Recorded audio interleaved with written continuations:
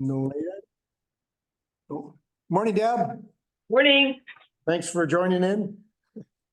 Okay, we have a quorum. Okay. Approval of the agenda recommended that the Planning and Development Committee meeting agenda, April 17th, 2024 be approved as circulated. And a mover, John, seconder, Ian, thank you. All in favor? Carried.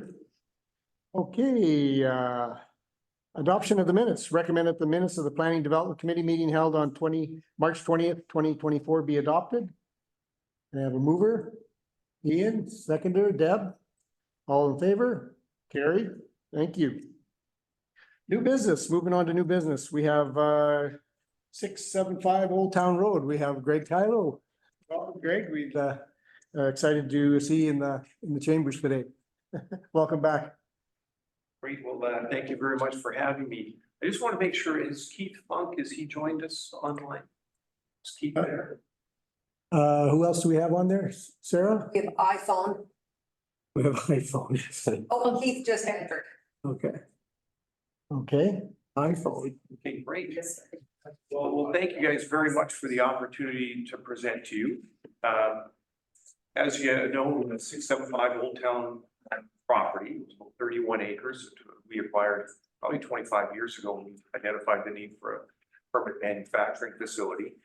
Sycamoose at the time expressed a desire or a need for some industrial and some small business lots, and we moved forward back in, I guess it was 2006, 2007, putting in a 13-lot industrial park. Fortunately, the economic downturn, the subprime mortgage crash kind of halted any potential sales, and we sat on those lots for darn near 15 years before we actually had any action. We still have 4 of those lots that are still left, and there does not seem to be a whole lot of activity on those. So, I think it was important that, we did take the recommendation of the district at the time, move forward with the light industrial business park, but there just hasn't been much take up on those.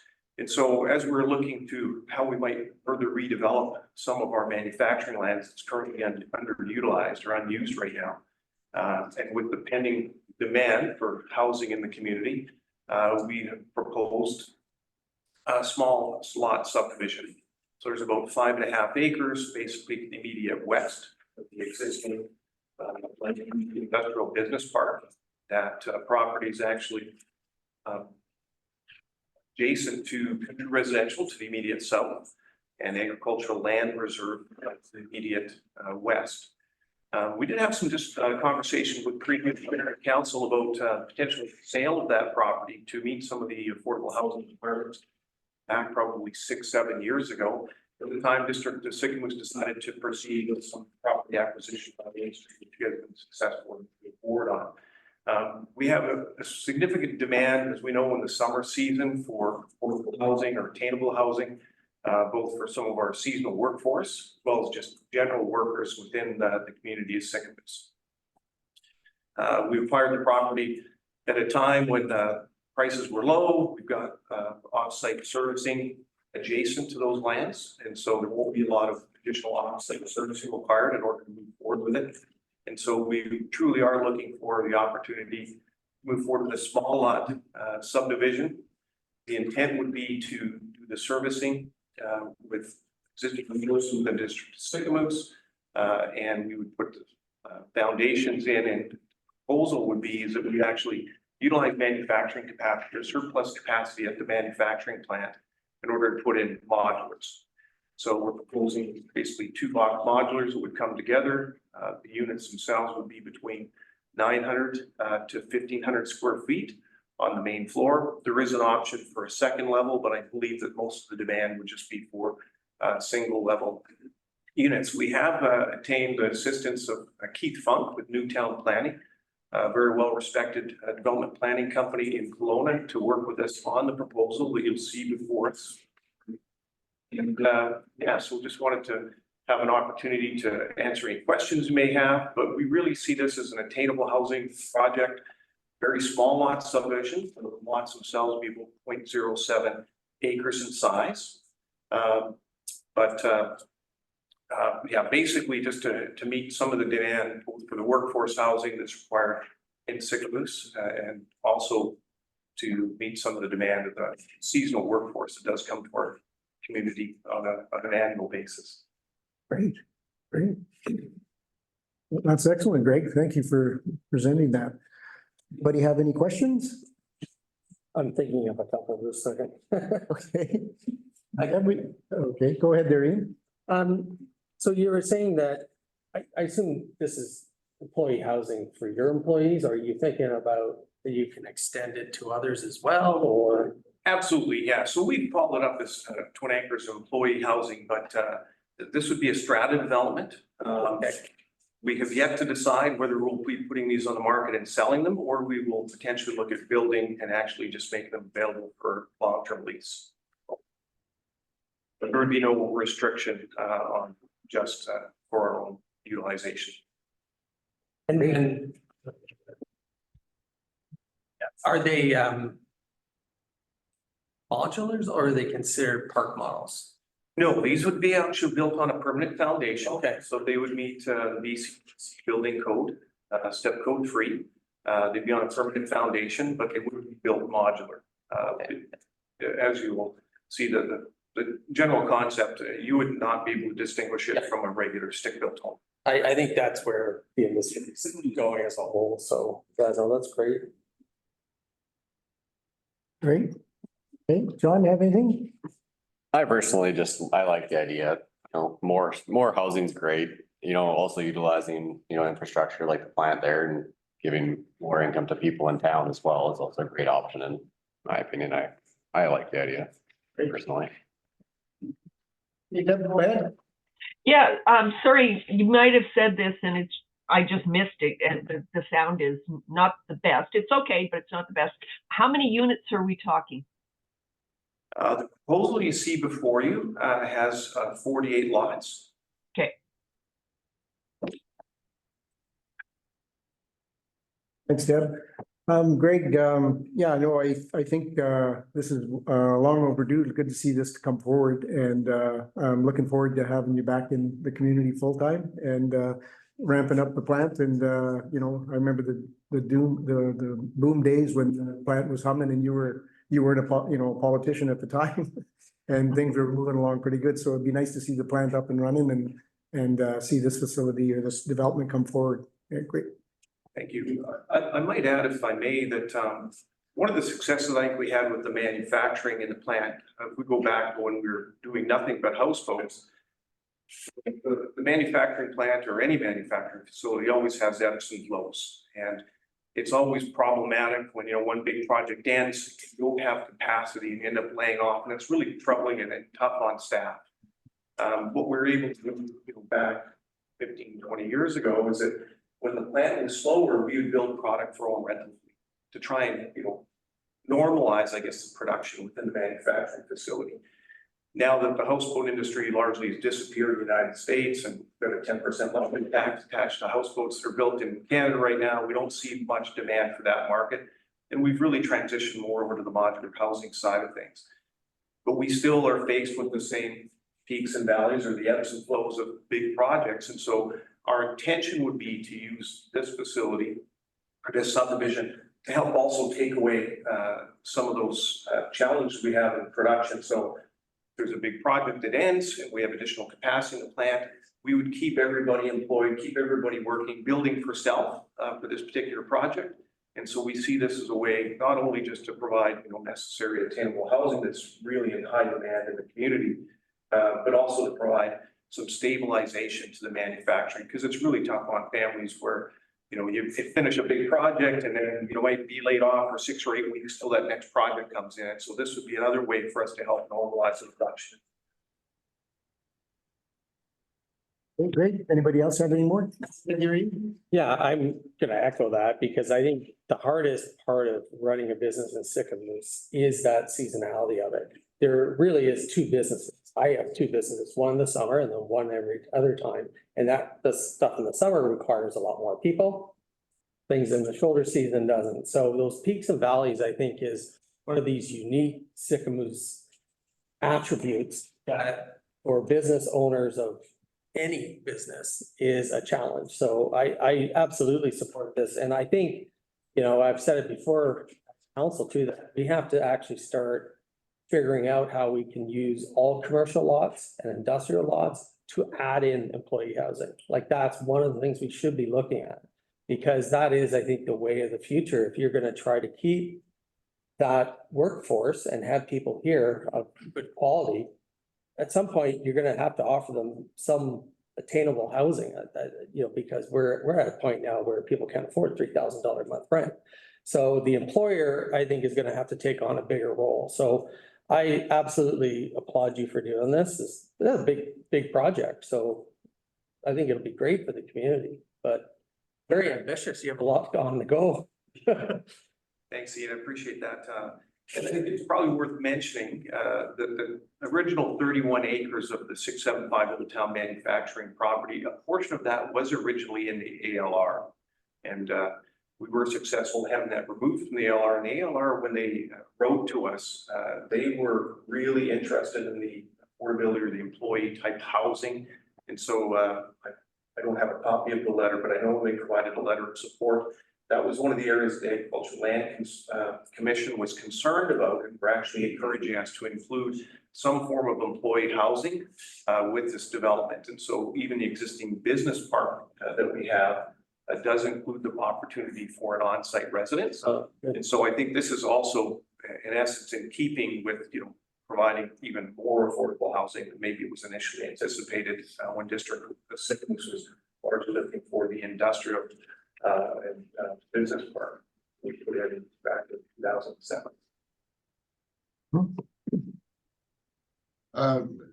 Good morning, everyone. My name is Keith Funk. I've been working with Greg on this plan, and I'd like to first thank everyone for the kind words. And I couldn't agree more about the planning initiative of not just increasing housing, but having employers provide housing. And it's become quite an active approach to land development in industrial areas here in Kelowna, where, for example, Emil Anderson, which is a major road building company and developer, have included housing in their office building in the industrial area.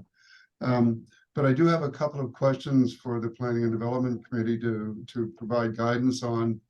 The first is we're interfacing with the Agricultural Land Reserve on a couple of lots to the south and one large forest lot to the west. And in the zoning bylaw, there's an obligation for a landscape buffer of 15 meters. And what we'd like to ask the planning team and the advisory group is to recommend support for a variance to that. We can provide some buffer, but 15 meters is 50 feet, and it would have, at the very least, a 20 or 30% impact on yield. So we're hoping to vary that as part of our application moving forward. And then the other bit of guidance I'd like to get support for is that we are going through your zoning bylaw, and there's really no zone that fits this initiative really well. So we would like to move forward working with the planning team to develop a comprehensive development zone for this type of employee housing. So those are the two additional elements besides the overall approach to land use that I was hoping to get some guidance from the committee for. Okay, thank you, Keith. Appreciate those kind of thoughts. And yeah, I myself, I think, you know, it's fairly straightforward over there. There's not a lot of agricultural land behind you. And, you know, with the railroad next to you there, I mean, yeah, there's room for movement there, I'm sure. Because Greg, are you talking more so right at the end of the cul-de-sac of the subdivision there? It's not over towards the Old Town Road portion, right? That's correct. Yeah. So the proposed subdivision would be abutted on the southern side by the two country residential lots. And there's, from what I can see, really no farm use on those two country residential lots currently. And of course, the property to the immediate west, as far as I know, has never been farmed. It's all still trees. There's really no agricultural activity on that property now. And so, you know, I think that the need for a buffer may not necessarily be the same as if we were building right up next to an operating dairy, for example. Right. Yeah, no, you bet. Yeah, we're talking about this. Correct. Oh, Yes. and then the buffer would be fronting onto, I guess, trees at this point? Is that what we're talking about? I'm just trying to get oriented. Yes, I believe that as Kevin, as Keith had referenced, the current, I believe zoning requires this 15-meter landscape buffer. And so we'd be looking for some relaxation of that to about 4.6 meters. So it would actually increase the yield, and increasing yield increases affordability. So, you know, we're always kind of challenged with affordability or attainability versus, you know, some of the other setback requirements. And so we would be seeking that support from the planning committee if possible. Okay, Greg, so you'd be looking for a support letter for the, for us to write a letter to the ALC? I don't know if there's a requirement for the ALC to weigh in. I think I'd probably defer that maybe to staff. But it Okay, is something that the current zoning does recommend a Okay. 15-meter setback. So we'd be looking for, now whether that's best achieved through a variance where we could reduce that to a 4.6 meter landscape buffer. Yep. Or if there's other ways of achieving that, I think I would defer to staff's recommendation on how we best be able to achieve that.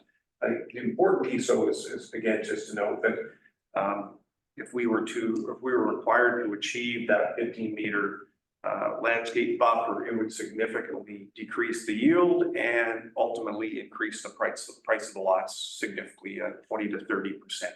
sure, yeah, understand. Okay, go ahead, Ian. Yeah, I'm just thinking if we're gonna do a new zone, we could do the setbacks in the zone. Because if this doesn't fit, you have to study a little bit, I'm sure, Nicole, to see.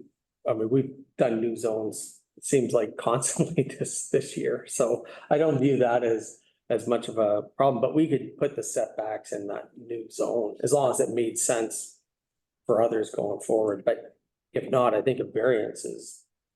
I mean, a 15-meter setback, we might want to look at that in general to see if that actually does make sense, because that's a really large setback period. I think anybody would probably have an issue with a 15-meter setback. So, no, I certainly, I think we just got to work with you and come up with the best approach forward, but I would have no problem with a 5-meter setback or a 4.6 or anything like that. And then maybe if I may also, you know, Keith has taken the time to prepare what might be a draft CD zone for consideration. So, you know, I'm not sure if that would be appropriate for the district or just to maybe have a look at that, give that consideration on their own. But we do have a draft that I can distribute copies on if there was interest for the committee to have a look at what that draft zone might look like. No, that would be great, Greg, for sure, if you could pass that on to staff and, yeah, we'd consider that for sure. Nicole, did you have any, comments or questions? Oh, through the chair. Yeah, I took a few notes. Yeah, we also noted the 15-meter landscape buffer in some other developments, and that really restricted some of the smaller lots adjacent to the ALR. So that was something on our radar to address in a further amendment to zoning bylaw 1000. I am curious though what the ALC might think. I know that this is all within the district of Sicamous, but they might have their own setback requirements, even if we're comfortable varying. So maybe we should double check that. Okay, I see the CD zone. I'd love to take a look at that. I don't know if we could do a new zone with different setbacks than 15 meters, because I think the landscape buffer is in our general regulations. So we'd have to change the general regulations, which would apply to all zones. But we can take a look at that. I was just thinking about the zone as well, because the only one that came to mind for me was R2, and I don't know if that's a good fit or not for existing zones, so we could take a look at that. I'm not sure. I would feel like this might require an OCP amendment. I think we have some weird boundaries on this property as well. I think it follows some old subdivision lot lines. Yeah, if you don't mind pulling that up just quick. Yeah.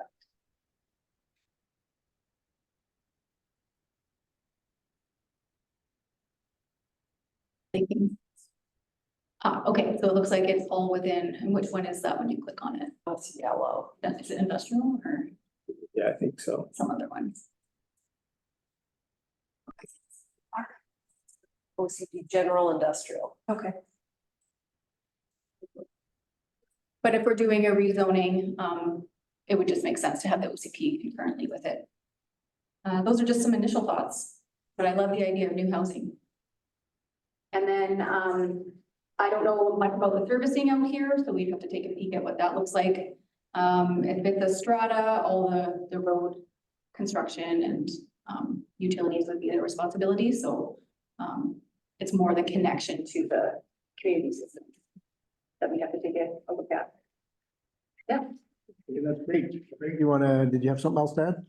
Yeah, I think when we did put the original business park in, we did oversize most of the services, so I don't believe there's going to be a lot of requirement for offsite services, but as Nicole was referenced, as a strata, we'd be responsible for all of those costs, but certainly happy to work with staff to better understand exactly what those sizing of the sanitary and water was, but pretty certain that it's more than sufficient to meet the capacity of the proposed development. Great, no, good to hear. Okay, Greg, timing, what's your timing, working with staff, and when are you looking to move this into an application? Yeah, so we're pretty much ready to go. Obviously, whatever the timing process, but I think as you could probably hear frequently from proponents, the sooner the better. But this isn't something that we're planning on sitting around on. We would like to get moving as soon as possible, should the community support it. Okay, well, I think you have full support of the planning committee. It looks like the 100%, and we'd love to see this application come forward. So thank you very much for coming to us today and presenting. Great, thank you very much. Maybe if I may, Keith, did you have anything else further to add? No, I've been taking notes as we've been moving along and listening to Nicole's comments, and I think those are all very, very important ways for us to work together. I'll start interacting directly with the planning department and ironing out any wrinkles that we might have and coming to a good consensus, the best way forward. And then in response to the committee's question about how quickly can we put this together, I'm ready to continue to advance this through our work here with the planning team up in Sickmoose. And I would say we could probably get an application in a more formal form back to you within about 4 to 6 weeks at the latest. And in terms of the development of the site, we have our civil engineering group in our small company here already advancing the servicing plan for the site. So we're ready to move forward into detailed design if that's required for subdivision approval. So I would say that this has a very high probability of being able to break ground by the fall of this year.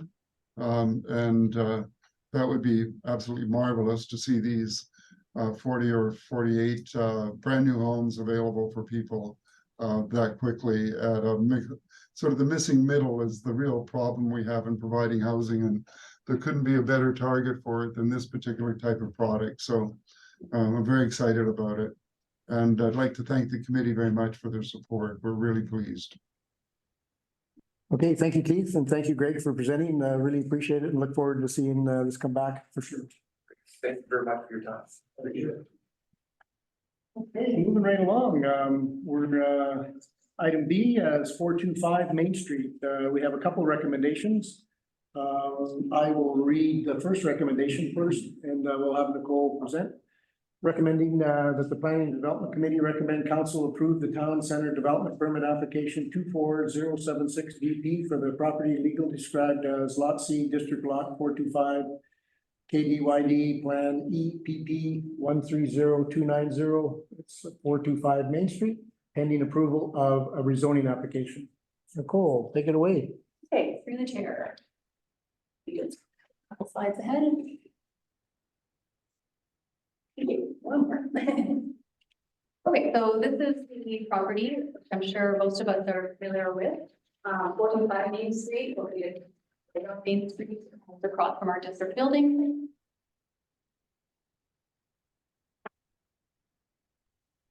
So it's currently designated under the OCP town center, so that's the entire parcel.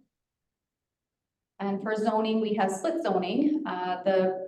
I guess, area fronting Main Street is C1, town center commercial, and then the back end is MUR1, multi-unit residential. And the proposal, I'm gonna do just a brief overview, because I know we have the developer present. So 5-story mixed-use building with 3 commercial units on the bottom, 26 1-bedroom, 27 2-bedroom, and 2 3-bedroom units. And then there are 2 garage or storage spaces for tenants at the back end. We've got 91 parking stalls, 72 for the tenants and 6 for visitors, 12 stalls for commercial and accessible parking stall. The landscape area, we're looking at 22.14%, and they have a fenced dog run shown in red font A, and then a covered or separated garbage disposal area for the residents and the commercial businesses. We've sent out internal referrals, so for building department, obviously, a building permit is going to be required. And that would be after the development permit or development variance permit is issued. Bylaw had no concerns. I'll just skip to fire. They had no comments, but our fire chief just started this week. So we'll run this development past him and get comments. And then for operations and infrastructure, so we're going to need a works and services agreement for anything that's off-site.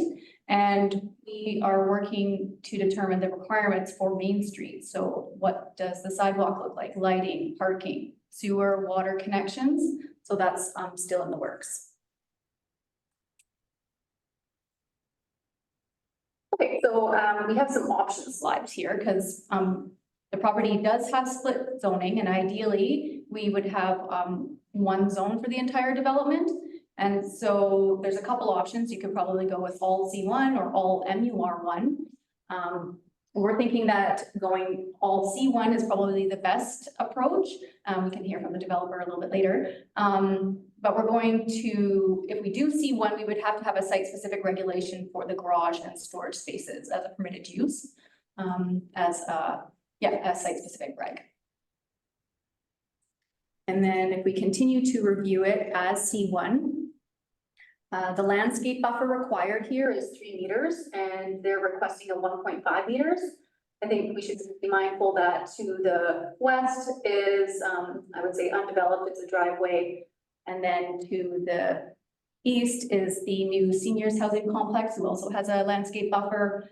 And then the dentist office at the northwest there. So there's already existing developments in place with landscape buffers, and I think it'd be appropriate to allow the variance to 1.5. And this one is new to me. So we have a new planning assistant, June, who reviewed this development and let us know that in our general regulations, we have a provision for building massing. What I understand, I'm going to explain it in my terms, more the shadow cast of the building. And if we took that into consideration, this building would have to have a setback of 9.11 meters. And that's not what they're proposing. And I don't think that's what we should expect either. I don't know offhand what the variance is being proposed. Do you know offhand? They're doing 1.5. Proposed drawing suggests that they want to ensure the setback from the east side lot line of a 2.04 meter. Okay, thank you. So 2.04 meters. And this is just a drawing kind of showing what that 9.11 setback would look like. It would significantly impact the development as proposed. Maybe if you just go back one, because I can talk a little bit more about the massing. This might be something that we want to review in our zoning bylaw 1000. When I was speaking with June, it sounds like these might be better suited for like high-rise developments that we're not just quite there yet. Maybe one day, but some of these restrictions might really impact some of this housing that we're trying to get in. So we flagged it for review of zoning bylaw 1000.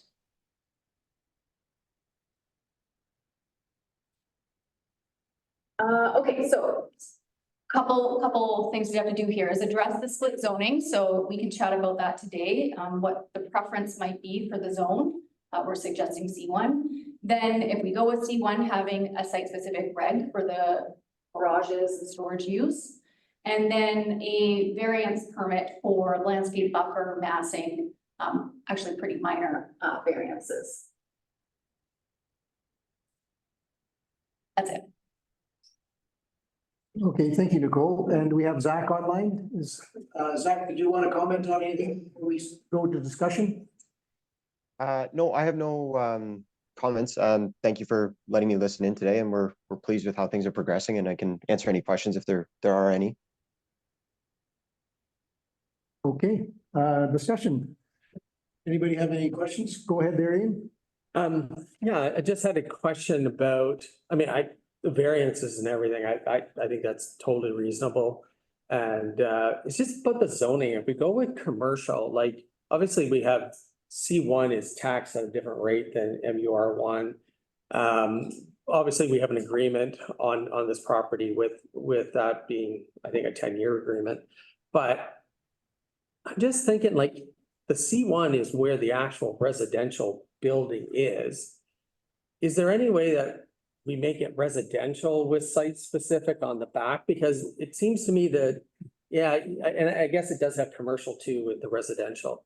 So I can see where you're coming from, but I'm just wondering if the commercial should be at the back where the storage units are.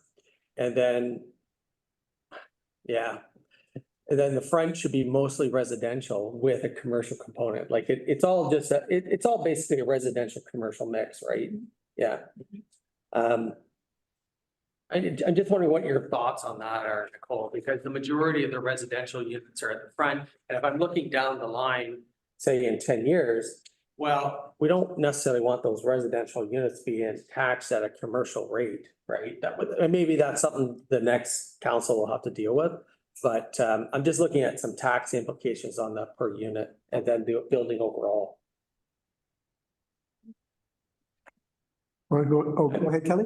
Yeah, through the chair. So we actually did look into this. And so currently right now, because that's bare land, a BC assessment is split between commercial and residential.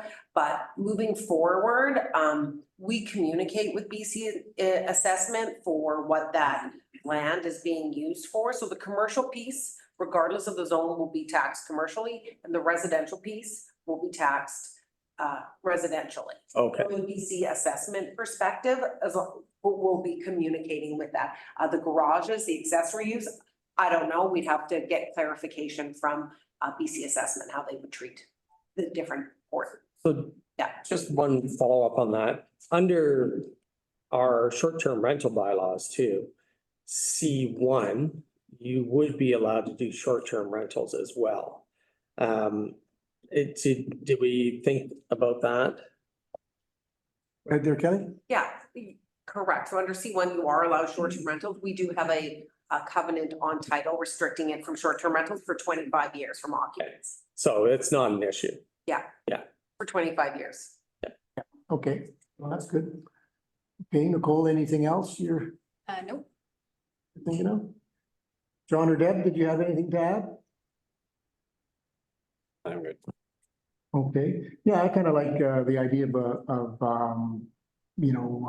separating the property at the back and, like you call it, site specific would work. So yeah, I recommend that we go ahead and send this to council.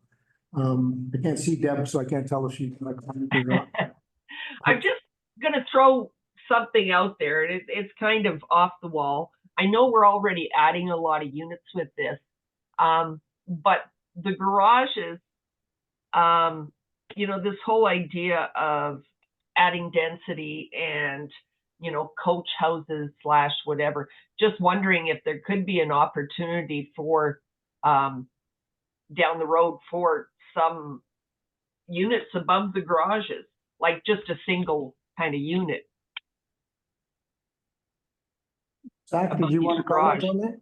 Yeah, it's not something that we had considered. I mean, the garages are meant to be sort of complementary to the residential use. They're not sort of, serving the commercial space. They're intended to be leased by the tenants. So meant to complement the residential. It's not something we had considered, Deb, but it's an interesting thought for sure. And to your point about adding density and things like that, it's sort of the whole objective of this whole ordeal, right? So, no, Yeah, it's and- not something we had considered to this point, yeah.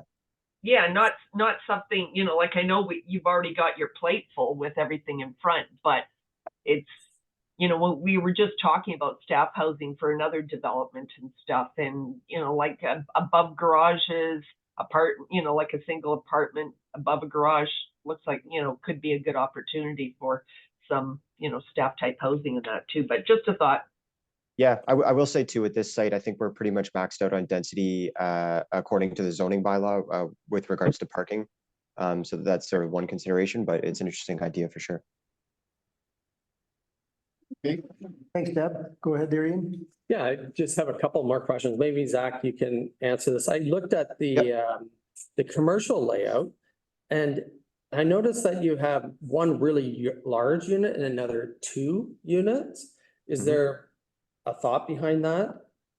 Yeah, through the design process, and we're sort of well into the building permit drawings now and sort of progressing with the entire engineering team. The idea is to keep them sort of flexible, so we could end up with, you know, 2 large units, one on either side of the lobby. Could be 4 units, you know, where the unit on the left side is split into 2 as well. So we're just sort of trying to keep them flexible going forward. We've shown them with the one bit larger one on the left and the 2 smaller on the right. But we sort of designed all the mechanical electrical systems to be flexible to split those depending on who the tenant is. Right, yeah, that's what I thought. So we could end up with 4 units, or we could end up with 2. It's just whatever the market's gonna kind of demand, right? Depending on who it is. I know I heard from one, I think it was a flower shop owner actually, who was interested in the space. So yeah, it could be anything, and Yeah. we're aiming to keep them flexible. And then just one other question. I think at one point, I'm just getting rid of all my questions, so I don't even have to ask at a council. We did talk about having access to the back portion, I think where the seniors development is gonna go. And I can't quite tell on the drawings whether we do have that access for them to get through this property to get to Askew's or what else, right? I'm just wondering, is that built in here, or? Are you referring to like a drive access for vehicles? Well, it's more like, I think, people walking rather than driving. Yeah, I hadn't been in part of any of those conversations. I mean, a walking path would be no problem. I don't know if, you know, like a drive access would be appropriate, but you know, a walking path is no problem, yeah. Okay, yeah, I think exactly what Ian's trying to say is, it is the area of the seniors is right in behind, and of course, with the new development of seniors, the seniors building coming in behind the 37 units. Yeah. And then on the backside of that is also the entire seniors development. Like a nice walkway through the 2, and I don't know if the 37 units is gonna provide, I can't remember if they're providing a walkway or not. But it would just be it would be a lot quicker direct route for seniors from the senior center to come through there, and we do have Jeff in the galley here. Jeff, can you comment on that? Are you guys planning on that? Well, our drawings are side. Same side that they have the garage is that. Yep. And so the way the fire department discussion was that our parking system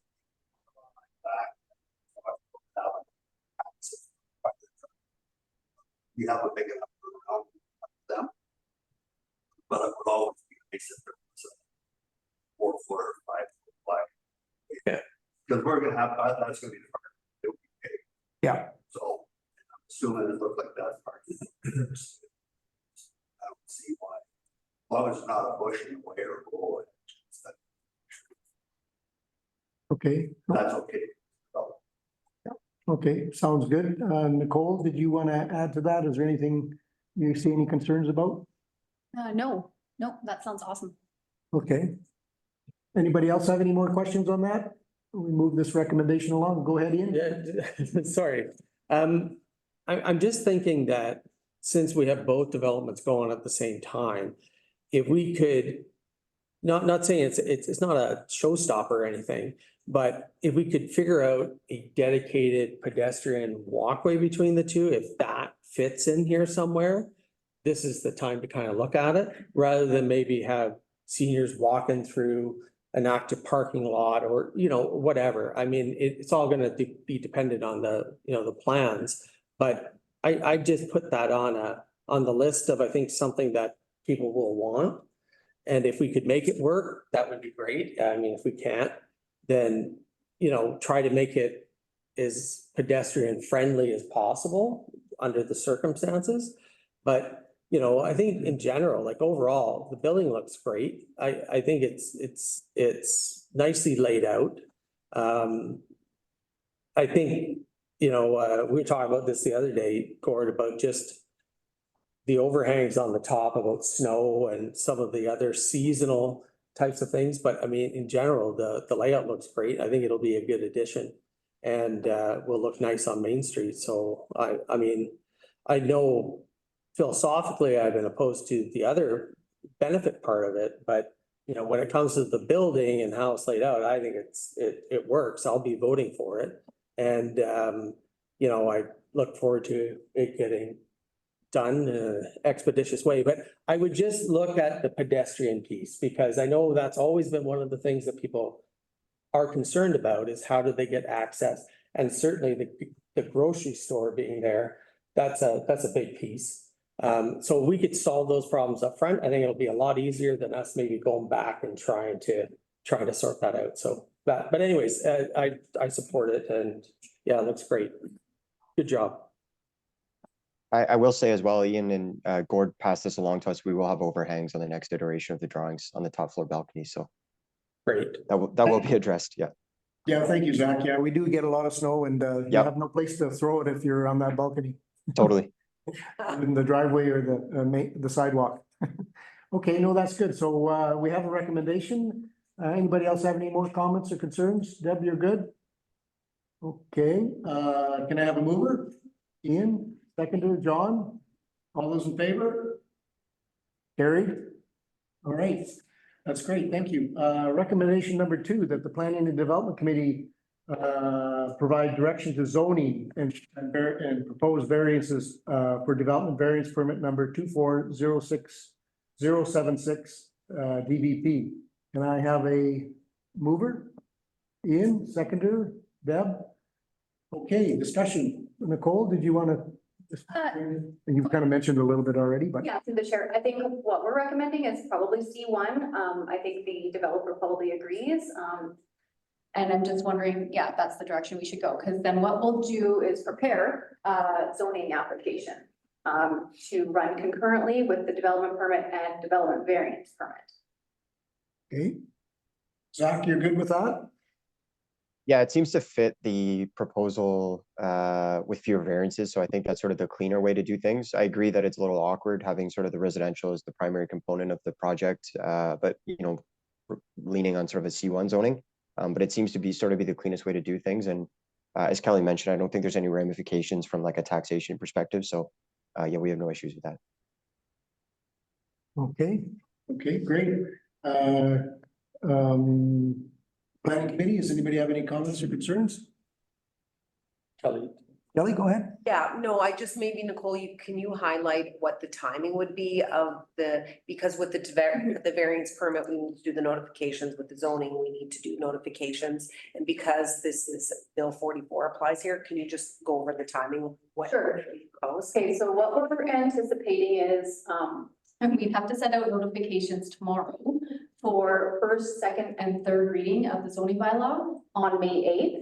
And then adoption could occur on May 22nd. We can do first, second, and third without a public hearing because, as Kelly mentioned, this is related to housing. And from what I understand, local governments are prohibited from having public hearings when it is related to housing. So that helps speed up the process. And then ideally, at adoption on May 22nd, we would have the development variance permit follow right after in the agenda so that the zoning has been hopefully adopted, and then we could make a decision on the DVP. Okay, no, that's great. Thanks for explaining that. Okay, go ahead there, Ian. Yeah, I'm just wondering, does that work for the developer as well, like May 22nd, everything's, I mean, once it goes through first, second and third reading, then it's just adoption. So, I mean, is there anything preventing them from, moving forward on certain things, I guess? The No, one concern I do have is that our development permit is required as part of our financing application. And CMHC lead times are what they are nowadays. It could be a little bit tight. I mean, May 8th would be great, but obviously if we need to sort of go through the steps now, because it is a rezoning of first, second and third reading, I'm not sure. Is there flexibility on the district side for that timeline? Go ahead, Nicole. Through the chair, I think it mostly depends on the notifications that we're required to do. I Okay. feel like this is the fastest way we can do it. If there was a faster way, that would mean that the DVP would come for approval before the zoning is addressed, and I'm not sure that's exactly ideal. Especially when we're gonna base the variances on the C1 zone, and the C1 zone won't be in place yet. So I'm still thinking that May 22nd is the fastest way to do this. Okay, you're good with that, Zach, then? Yeah, if that's as fast as we can do it, we'll push for that, and I'll see if we can do anything on our end as far as our applications go. Okay, go ahead, Darian. yeah, I'm just wondering if we need to have a week. Do we need to have a week between first, second, third and adoption? No. Through the chair, I understand it's only 24 hours. So I guess if we wanted to have a quick meeting, we could. I mean, it'd be up to kind of council to get together and just say after first, second, third, then we could speed it up that way, possibly, right? Yeah, correct. Okay.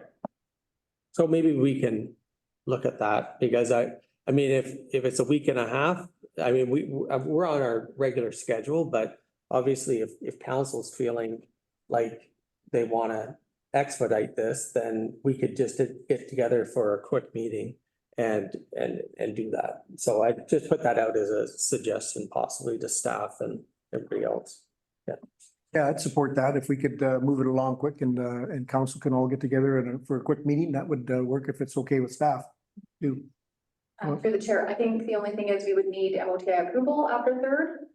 They are in support of the application, and I'm confident that we could get them to sign as fast as possible. Okay. Okay, great.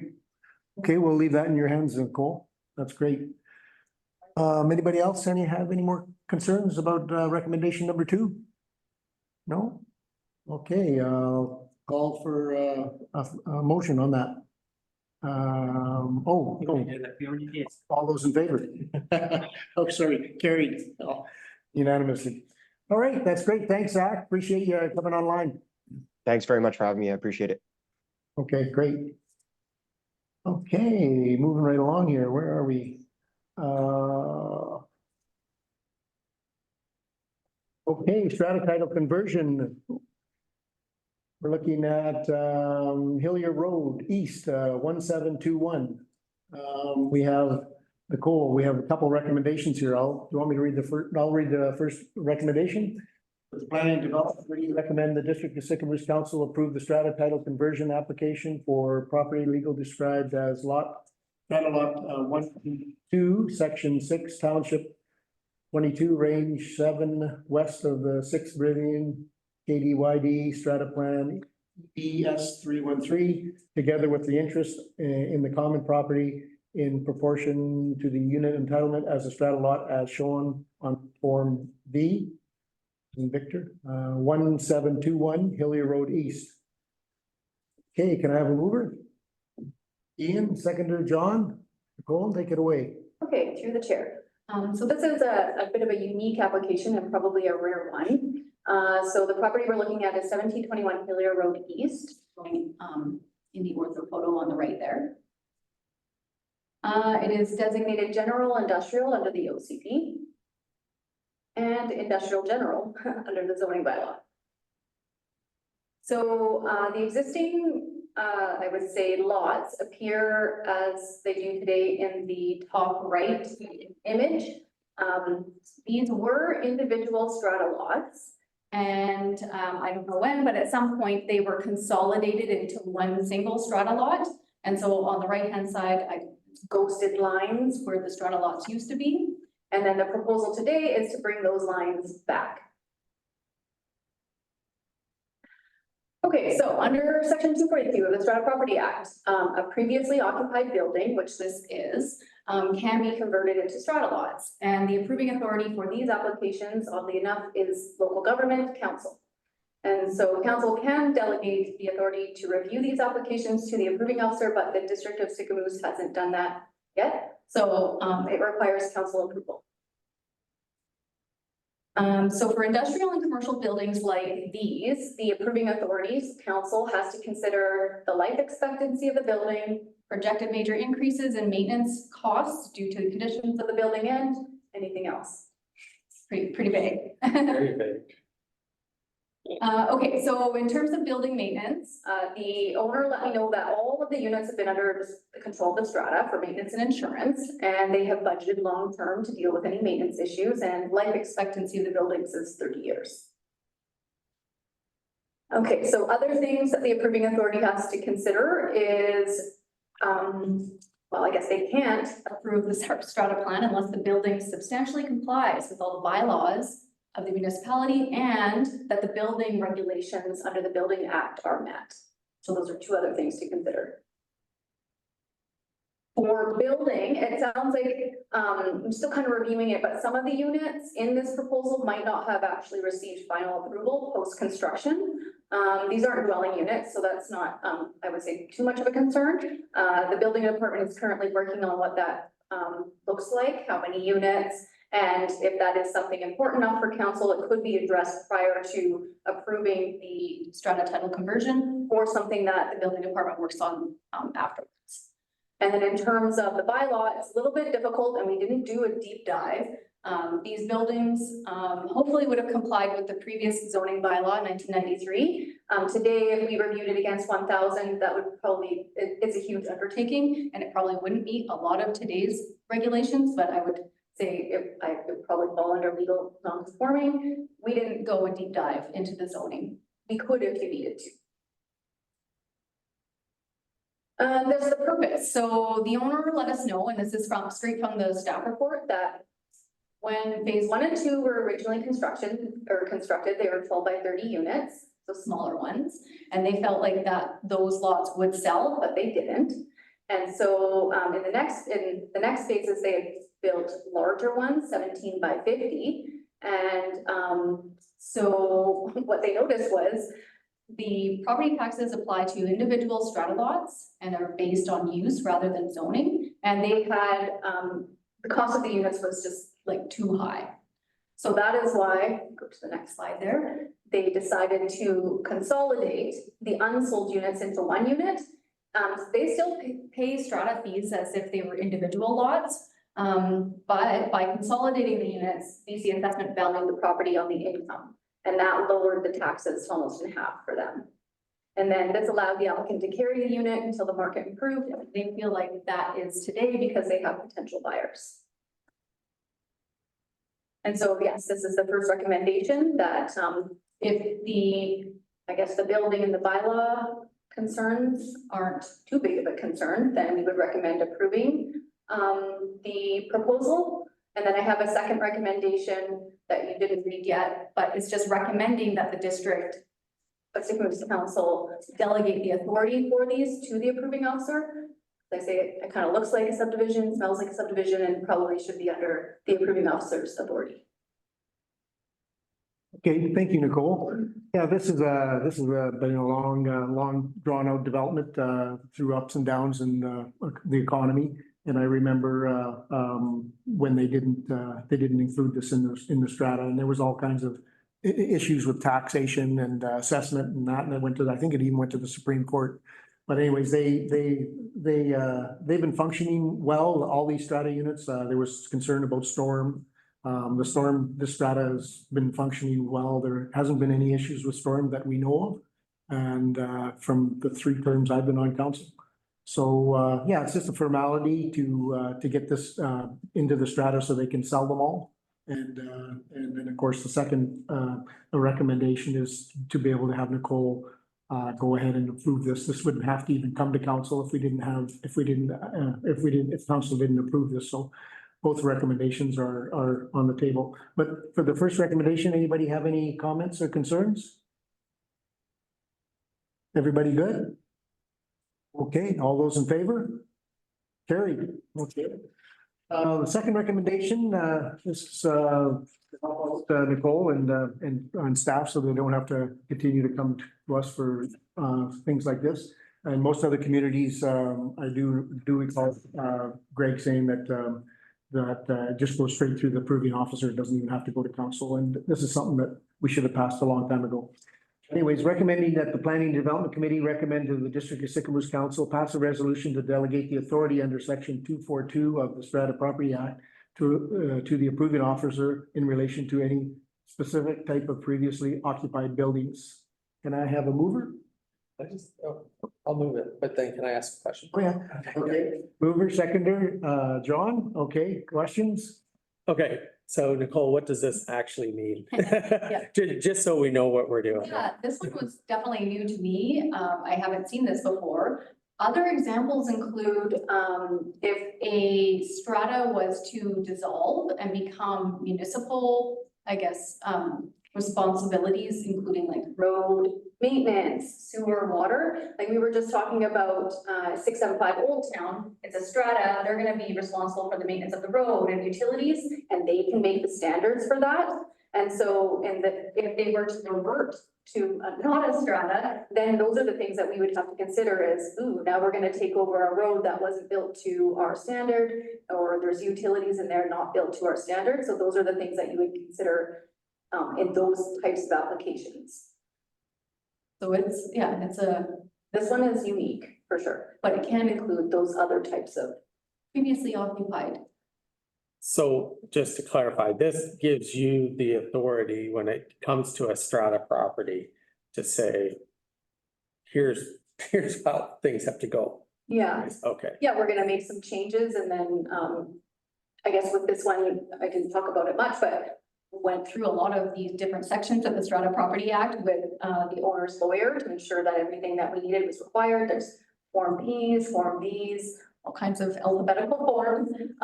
So, but that's definitely within the realm of the approving officer's world. Perfect. That's great. Thanks, Nicole. Kelly, did you have anything to add? Yeah, no, it's pretty straightforward. I did follow all the emails and some of the law firms that Greg had represent them said they'd never seen it have to go to council before. It's just a rubber stamp thing. And so I agree that we should move this forward too. Okay. Anybody else have anything? Deb, you're good? Okay, all those in favor? Carried. Great, thank you. Okay, moving right along. Here we are, development services update. Nicole, that's you again. Okay, through the chair. So current applications. We still have a few applications up there where I haven't heard from the applicants that they're working through the environmental impact assessment reports. We have 534 Main Street, which should be coming hopefully to committee of the whole, April 24th. That's tentative. I'm just skipping ahead. We have the 1436 Silver Sands Road. We're still waiting for an application from them. We approved the variance permit for a setback, and now they're working through the environmental assessment before applying. I'm expecting all the reports will come in at once. So 01 Mervyn Road, I just connected with the applicant because after our last PDC meeting, we didn't have a recommendation for council. There was a lot to discuss. And so I'm just waiting to hear if they want to reduce their application to include only the realignment of the buildings and not the rezoning of the land that they don't own. So pending on that, it still has to come to council for approval. For 326 Merrill Lake Lane, I have it as regular on there. I think I've just decided that we're going to take it to committee of the whole. This is the legacy building rezoning from MUR2 to MUR1. We've heard a lot from both sides in support and not in support.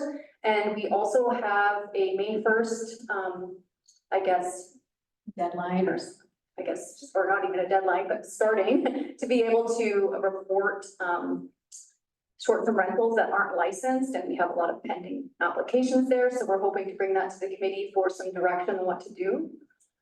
For 410 Cottonwood Avenue, I haven't heard back on whether they want to maybe just rescind their application. It's, they've applied for a rezoning to an unknown zone, but whatever would allow them to have a short-term rental in the residential area. For 225 Main Street, we just did that one. And then 1455 Silver Sands Road. So this is Sycamore Sands. And I know there is a proposed for Sycamore Sands Resort to walk and talk about setbacks and inviting the new fire chief to explore that development and see what everyone thinks. So that's not coming yet. Maybe at the May 15th meeting, depending on how the on-site field visit goes. And then we have 1721 Hillier, we just talked about that. And 222 Temple Street, they officially applied for multi-unit dwellings. I think still looking at 74 units, which is amazing. They might actually be on the line today. They tried to get in, but their application was a little bit too late for us. So we're hoping to bring that for May 15th. We have another application that we just got submitted as well for 329 Main Street. I don't think it's on there. They're proposing a rezone, OCP amendment subdivision. It's Linda's Gifts and More, so the back end of that property being divided off and developed. I understand there's commercial on the bottom, some type of probably employee dwelling on the top. And tons of other inquiries for developments. Okay, thank you, Nicole. Okay, Ian, go ahead. You're first. No, if Deb has a question, Did she have her hand up? I don't see her. she's there. Okay, go ahead, Deb. Oh, I don't, She's muted. no, she's, You're muted. you're muted. Can't unmute. Oh, there. Yeah, no, I'm good. You go ahead, Ian. I just had a question just about the Mervyn Road one, because I know I mean, I know we talked about that, and then one of the things we mentioned is if you don't have the approval on that lot from the province, then how could we possibly rezone it? So, you know, if that comes back, we should only be doing what we can, because if they don't actually get the provincial approval, then, you know, it doesn't matter. And through the chair, I agree. They sounded pretty confident that they were going to get approval. And so that's why I'm kind of waiting to hear from them what they'd like to do next. I'm suspecting that they'll probably change their application to only include the realignment. Okay.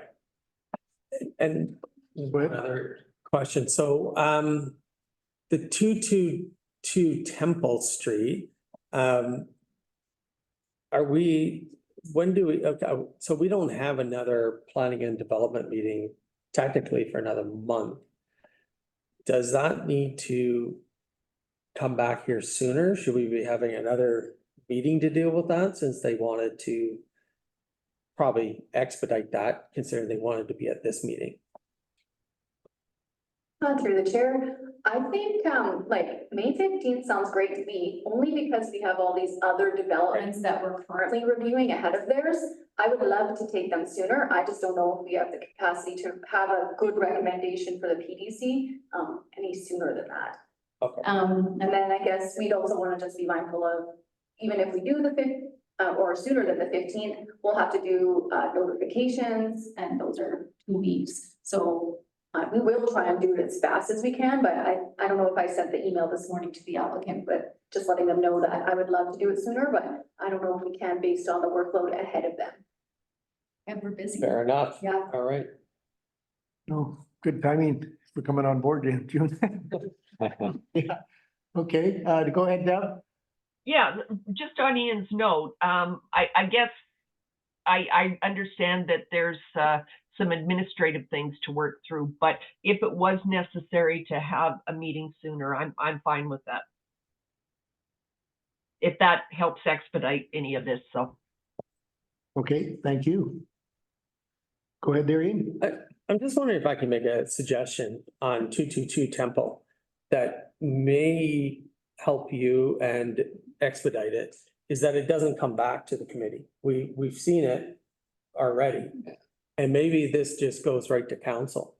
And that way we can just put put the notifications out when we're ready and then that's it. We don't have to go through this step because I think all of us looked at it and all of us were very happy with it. So Yep. maybe it just goes right to council. Yeah, through the chair, what they applied for is similar to what we already discussed, you're right, so that would be ideal. Yep, if the committee's comfortable with that. Can I make a motion to that effect? Sure, why not? That 222 Temple skip coming back to P and D and we go right to council with it. Have a seconder? Any more discussion? No, so seconder John, okay. Deb, you're good? Yeah, all right. All those in favor? Carried unanimously.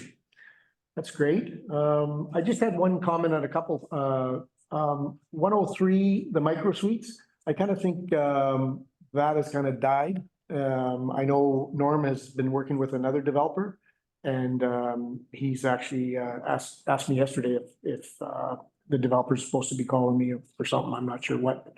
I know the 103 units, Kevin's moved on to, he couldn't wait and he moved on to Canoe and he's doing a development there, but he's stuck in the same contaminated site issue there as well, so.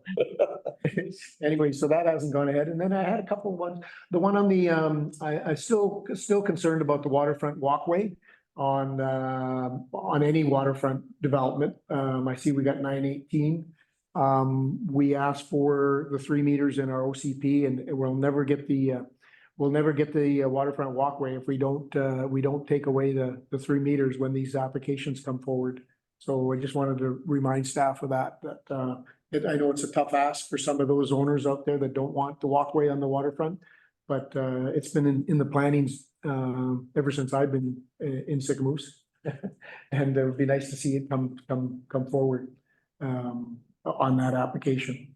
And then other than that, on 534 Main Street, Nicole, do we have, is there anything that are we waiting for some legal on that? Or is that gonna go straight to Kyle? No, we are waiting on some legal for that. I do recall, I know it's been a while, but I thought there was, I don't know if it was an official motion for some of the questions that were asked at the last PDC to be answered and presented at the committee of the whole. And so that's why we have it tentative for April 24th, pending the legal opinion. And then I already have the information from the developer answering the question from the last PDC. Okay, go ahead, Darian. Yeah, that motion that was asked, I think it was an in-camera element. So I just maybe asked staff to go take a look at that because I think that we talked about that.